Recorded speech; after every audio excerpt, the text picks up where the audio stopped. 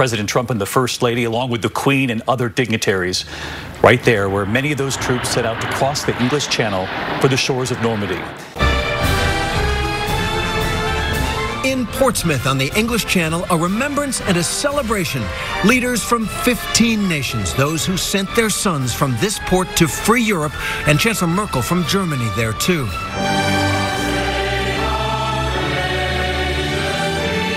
Queen Elizabeth, the last world leader who was an active participant in World War II. She was a truck mechanic and driver, paid tribute to the troops of D-Day. The wartime generation, my generation, is resilient, and I'm delighted to be with you in Portsmouth today. President Trump read from President Franklin Roosevelt's famous D-Day prayer broadcast to the nation over the radio that fateful night. And we know that by thy grace and by the righteous of our cause, our sons will triumph.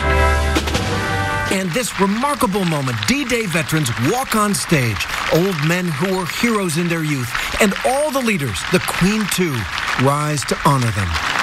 Afterwards, the president bidding farewell to Her Majesty, who he clearly admires. Great woman, great woman. It was 75 years ago today, June 6, 1944, Allied forces stormed the beaches here. Thousands of Americans, young sons who became men. Their brave battle changed the course of history. President Trump and the First Lady, with French President Emmanuel Macron and First Lady Brigitte Macron, standing above Omaha Beach, where thousands came ashore. President Macron telling so many World War II veterans who made this trip today, France has not forgotten. President Trump telling the veterans, you are the pride of our country. For weeks here, we have followed several D-Day veterans from every corner of America who made the journey back.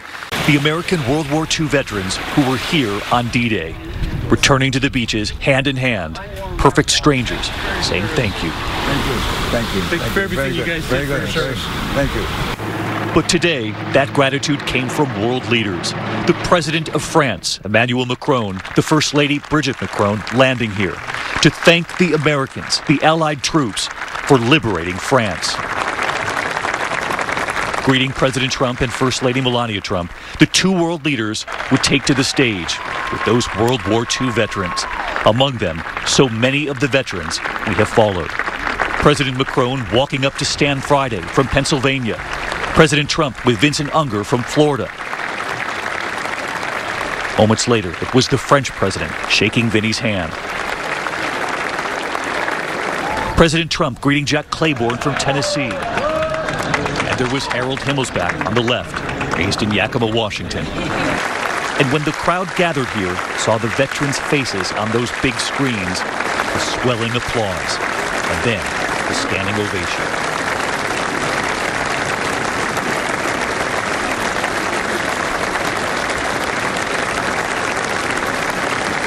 President Macron saying, France has not forgotten. We know what we owe to you veterans, our freedom. On behalf of my nation, I just want to say thank you.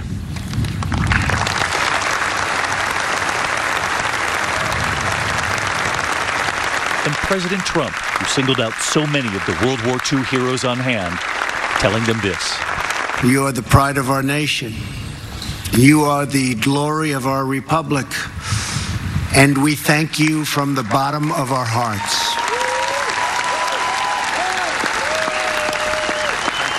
And then, that rare honor, the Legion of Honor, the highest distinction from France, for 5 Americans, including Stan Friday, who we have followed all the way from Pennsylvania, who after D-Day went far out ahead of the rest to scope out the danger. He was a scout, witnessing 2 concentration camps before they were liberated.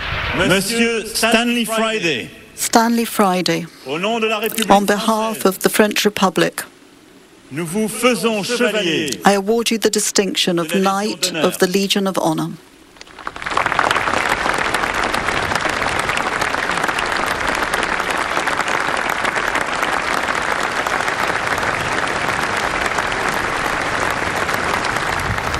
We were waiting for Stan right after. How you doing? Stan, congratulations. Thanks. You didn't tell us yesterday. They didn't tell me either. The French had reached out to him, but Stan had no idea the honor would be this grand. What was it like up there on that stage? Thrilling. Like a dream. There are only about 300 foreigners in the world who've ever been given that French honor that you were given today. Is that right? Well, that's an honor. It is. At 96, this is Stan's first time back to Normandy. For years, he would not talk about what he saw, partly because of the friend he lost. My best buddy, his name was Monday, and we were like this, tighter than brothers. We'd give our life for each other without a word of doubt. And we did everything together. But out on separate patrols, he would lose that friend. The medic that took care of him before he died, he wanted to know if I was all right while he was dying. That's how close we were. Stan remembering the brother he lost, honoring the fallen. Looking out over Omaha Beach, the two presidents and the first ladies, and the flyover. And for Stan, this day and his new medal is for all of the brothers they lost. The medal part is for the guys that's out there. They're the heroes. I'm the standby. They're the heroes. Every one of these men right I here. represent them. Stan telling me it's about the brothers who did not come home, the more than 9,000 who are buried right here behind me. And when you walk through this cemetery, you see so many crosses with that date, June 6th, 1944. As the sun came up over Omaha Beach this morning here, a trumpeter playing taps. Nearly 160,000 Allied troops landing here 75 years ago today. This photo captured that morning, men from the U.S. 1st Infantry Division wading ashore on Omaha Beach. Tonight, the artist who brings black and white photos to life in color. U.S. troops using a lifeline to rescue fellow soldiers from a landing craft struck and sunk by enemy fire. On this day, remembering the African-American troops, the nearly 2,000 that landed here on Omaha Beach in 1944. Among them, Army veterans William Dabney of Roanoke, Virginia, who served in the 320 Barrage Balloon Battalion, and Johnny Jones, who joined the Army right out of Southern University in Baton Rouge, honored with this French medal for his service. Back home today, D-Day veteran Frank DePergola of Stony Brook, New York, holding the photo of himself as a young infantryman, and Lawrence Talmonte saluting at the National World War II Memorial in Washington. These veterans are aware we lose more than 300 a day in the U.S. Most of them are now well into their 90s. And here in Normandy, they are going strong. Stan Friday, who received the Legion of Honor here today. You're 96. I'll be 97 next month. God bless me. Absolutely. What's your secret? I don't know. Yeah? No, because... And if you did know, you're not going to tell me. Yeah, I'll tell you. I'll give you a hint. All right. I said, I did all the wrong things years ago. And I found out later on they came out right. They sure did. We love Stan Friday, and we honor our veterans, and we honor the fallen right here behind me.